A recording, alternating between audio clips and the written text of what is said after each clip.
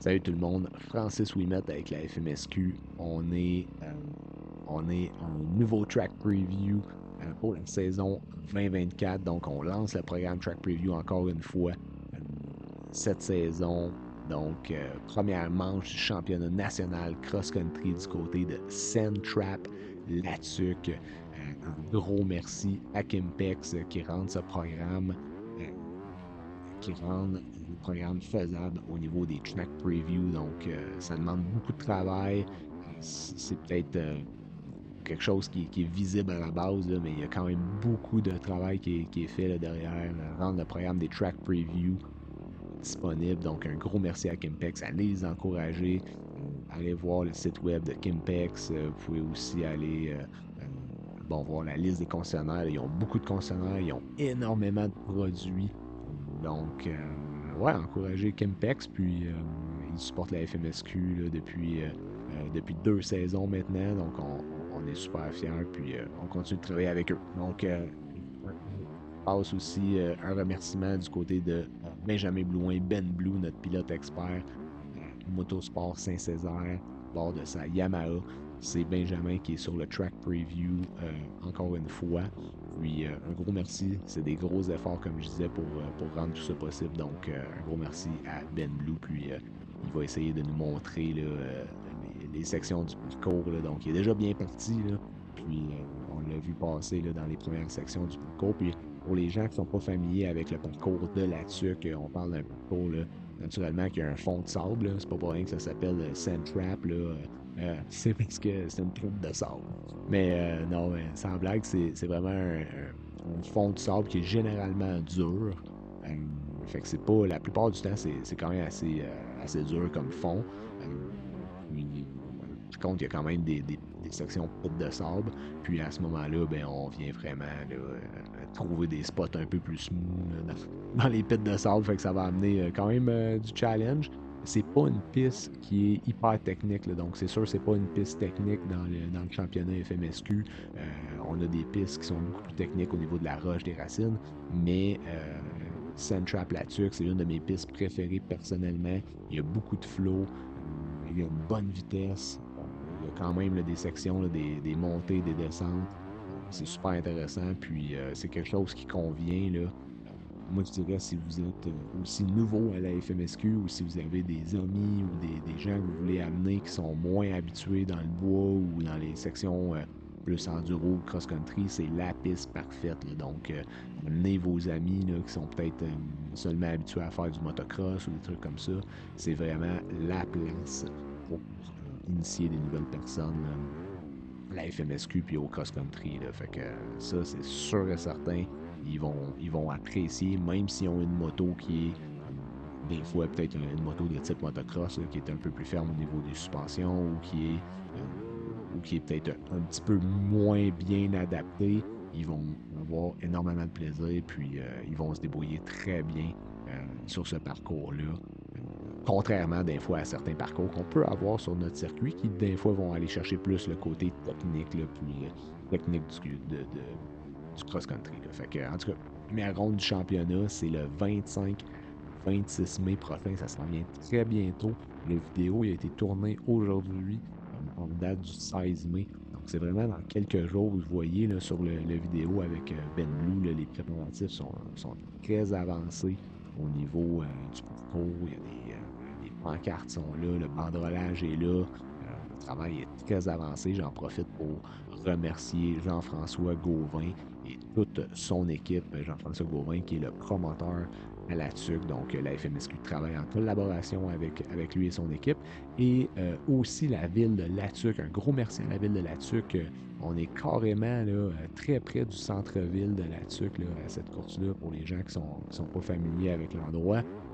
On est juste à côté là, des restaurants, des hôtels, des magasins. C'est vraiment cool comme endroit. Puis c'est ça, ben, ça serait pas possible sans l'appui de la ville de la Tuque et la communauté de la Tuque. Donc, un gros merci à tout le monde. C'est vraiment génial ce que vous faites. Puis, on espère pouvoir amener encore plus de monde à la Tuque cette année. Donc, l'année passée, on a battu un record aussi au niveau de la participation pour ce qui est de cet événement-là. Donc, on espère la même chose encore une fois. On veut surpasser les objectifs de l'année passée. Je peux vous dire qu'en date, au niveau des memberships, des cartes de membres, c'est super positif. On a beaucoup d'engouement. On est déjà en avance au niveau des chiffres de cartes de membres par rapport à l'année passée. Donc, c'est super encourageant. Bon, naturellement, le site de la TUC, c'est un site qui est parfait pour commencer la saison, même si il y a de la pluie. Si, exemple, on n'a pas, j'ai pas la météo encore, là, c'est dans quelques jours, là, je pense qu'il faut attendre quelques jours avant de regarder les prévisions météo, mais même si la météo non, elle s'annonçait d'être un peu plus de la pluie ou la pluie la semaine avant ou pendant même le week-end de la course, ça ne sera pas un enjeu à la TUC. C'est une place où est-ce qu'on va pouvoir avoir un bon week-end de course malgré tout. En fait, ça serait positif qu'il y ait de la pluie pour ça l'enlèverait de la poussière ou des trucs comme ça. Ça amènera encore probablement un peu plus de friction sur le parcours. Fait que ça serait juste super bien. Fait que tout ça pour dire que pour la FMSQ, pour starter la saison, pour commencer, là, c'est vraiment l'idéal du côté de la TUC. Fait que on est vraiment chanceux de pouvoir commencer là, fin mai dans un environnement comme ça qui va être très très près de la perfection. Fait que ça va être vraiment cool. Puis au niveau des nouveautés cette année, pendant qu'on regarde Ben Blue là, se débrouiller puis trouver du flow dans le parcours de la TUC. Assurez-vous de prendre connaissance des changements d'horaire. Il y a eu beaucoup de changements d'horaire et changements de catégories qui se sont faits cet hiver pendant la saison morte. Donc, si vous vivez en dessous d'une roche puis vous n'êtes pas au courant, ben, allez sur le site fmsq.net, allez sur la section courses et consultez l'horaire et les informations sur les catégories. Vous allez trouver toute l'info. Il y a eu des changements d'horaire. On commence les courses à 8 heures le samedi avec les quads, les petits. Ensuite, à 9 heures, la course de 1 heure en quad. Et la grosse course de quad avec nos experts, c'est à partir de 11 heures le samedi. Donc ça, c'est un gros changement. Et on a rajouté aussi une classe quad experte. Donc, on a vraiment hâte de voir comment ça va aller avec nos quad experts. Ça va être vraiment cool de voir ça. Donc, bonne chance à tous les pilotes en passant dans cette catégorie-là. Ça va être cool. Puis, après ça, on a le samedi toujours, là, on a à compter de 2 heures les tout petits en moto qui vont commencer à partir de 2 heures le samedi, suivi à 2h30 avec la course de 30 minutes en moto. Ensuite, la course de 1 heure en moto va commencer le... Ça, c'est vraiment spécifique parce que cette course-là, avant, elle était le dimanche. Donc ça, c'est un gros changement. Assurez-vous de bien comprendre ça, parce que sinon, vous allez être en retard. C'est une course de moto 1 heure va être le samedi 15h45. Donc, c'est vraiment important de suivre l'horaire à ce niveau-là. Au niveau des e-bikes, c'est à compter de 15h30 le samedi. Donc, ça aussi, ça a bougé au niveau de l'horaire. Puis, j'en profite aussi pour vous inviter à aller voir le track preview des e-bikes. Donc, le track preview pour les e-bikes, ça a été publié. Là, ça va probablement être publié en même temps que ce track preview-là. Mais allez le voir, il est spécifique au e-bike, au parcours e-bike. Puis, ça va être intéressant si vous voulez faire les courses de e-bike. Puis, si vous avez un e-bike, ben, faites les courses de e-bike. Ça devrait être ça le mindset. Donc, c'est vraiment beaucoup de fun, les courses de e-bike. Fait que j'encourage tout le monde à aller l'essayer. Puis, il y a eu un changement de règlement aussi. C'est peut-être intéressant de le rappeler. Le changement de règlement au niveau des gens qui font le tour du parcours pour aller regarder le parcours avec leur vélo. Donc, allez voir les nouveaux règlements. Là. Il y a vraiment un règlement qui spécifie que vous ne pouvez pas faire le tour en vélo pendant qu'il y a une course active sur les sections du parcours que vous voulez visiter. Donc, assurez-vous de prendre connaissance de ce règlement-là. Ça a causé des situations l'année passée. Donc, la FMSQ a fait des ajustements au niveau du règlement pour éviter des problèmes. Là. Fait que c'est sûr que j'ai pas besoin de faire un dessin à personne que quelqu'un qui se promène en vélo dans une section de piste active, ça peut causer des situations qui sont pas faites, si on peut dire. Fait que c'est ça. Fait que le règlement a été adapté, puis prenez connaissance de ça.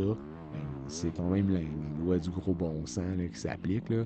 Puis s'il y a une course active sur une section du parcours, ben vous pouvez pas la rouler en vélo. Vous devez attendre et suivre l'horaire, attendre que les courses se terminent pour aller faire votre tour de reconnaissance en vélo ou en e-bike. Ça étant dit, les nouveaux à la FMSQ, ben j'encouragerais tous les nouveaux ça doit être tout le monde en fait, là, à s'enregistrer en ligne d'avance. C'est la première course de la saison. On s'attend à voir beaucoup de monde encore une fois. Donc, j'aimerais ça si tout le monde pouvait mettre un effort additionnel pour s'enregistrer en ligne d'avance. Ça serait vraiment très apprécié au niveau de l'équipe FMSQ. L'équipe FMSQ, ça va être aussi notre première course de la saison. Donc, il va y avoir un petit peu de rodage à effectuer, certaines nouvelles personnes dans l'équipe. Donc, ça serait vraiment idéal si la majorité des gens allaient compléter leur inscription en ligne à l'avance. Les inscriptions à la remorque vont quand même être disponibles, mais pour limiter les files d'attente, ça serait idéal si tout le monde s'entraidait et s'inscrivait en ligne d'avance. L'Internet sur le site, généralement, est très bonne à la TUC, donc vous pouvez aussi vous inscrire là, à partir de votre roulotte sur le site même. Donc, tout ça pour dire, travaillons tous ensemble pour limiter ça. Puis si vous avez des gens qui sont nouveaux ou des membres de votre famille qui n'ont jamais participé avant, mais essayez de les aider, ça serait vraiment cool aussi. Ça pourrait faciliter le travail de tout le monde.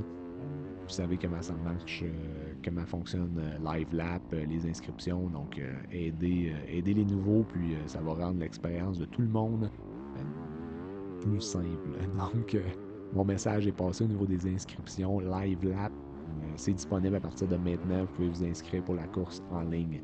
Donc, c'est disponible sur le site LiveLap. Vous allez trouver la course Sandtrap là-dessus. Sinon, toutes les informations au niveau des prix ou de comment s'inscrire, c'est sur le site web. Donc, les gens qui sont nouveaux, peu importe, là, vous pouvez vous référer au site web FMSQ pour toutes les informations. Sinon, vous pouvez nous contacter si vous avez des questions spécifiques ou des trucs sur lesquels vous ne trouvez pas l'information. Sinon, au niveau de la TUC, donc la course, là, on a une page spéciale sur le site web par rapport à la course avec plein d'informations spécifiques sur l'événement. Je pense pas que je l'ai mentionné, là, mais on a les tours d'hélicoptère le samedi, compté des 19h. Non, c'est-à-dire, désolé, les tours d'hélicoptère, c'est toute la fin de semaine, ça va être disponible. Donc ça, c'est vraiment cool. C'est une activité qui est intéressante. En tout cas, si vous êtes c'est quelque chose qui vous intéresse, les tours d'hélicoptère, vous allez pouvoir faire ça. Sinon, le freestyle, c'est ça que je cherchais à dire tantôt. Le freestyle, c'est un show, le Crusher Stunt Team, qui va offrir un show de freestyle compter de samedi 19h. Donc, ça, c'est une nouveauté. C'est offert par le promoteur de la TUC et son équipe. Donc, ça va être vraiment cool. Puis, on a hâte de voir qu'est-ce que ça va donner aussi. Puis, je pense que ça va être un événement vraiment le fun pour la gang FMSQ. Sinon, gardez un œil ouvert pour le track map. Donc, la carte du site, vous allez avoir toutes les infos là-dessus. Ça devrait sortir en temps pour le week-end. Donc, vous allez avoir toutes les cours au GPS qui vont être là-dessus, les espaces de stationnement, tout ça. Donc, vous allez pouvoir vous repérer sur le parcours à l'aide du track map. Il y a aussi des pancartes sur le long de la piste là, que vous allez pouvoir utiliser pour vous repérer sur le site. Mais le track map, définitivement, ça aide pour comprendre les nouveaux parcours et les changements qu'il va y avoir. Donc, sinon, il y a plein d'autres informations là-dessus sur les hôtels, les stations-service, etc. Donc, allez voir la section spécifique là-dessus sur le site web.